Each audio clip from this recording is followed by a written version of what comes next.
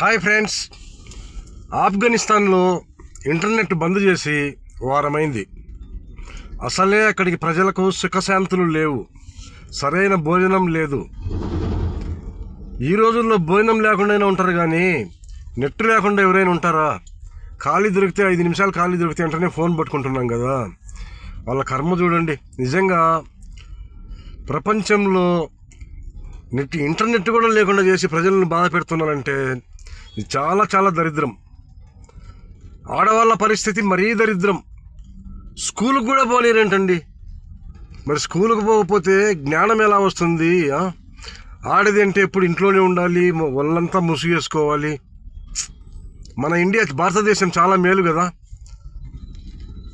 రియల్గా చెప్పాలంటే మన భారతదేశం చాలా చాలా విషయాల్లో చాలా చాలా బెటర్. ఇలాంటి పరిస్థితి పగవాడికి కూడా రాకూడదండి.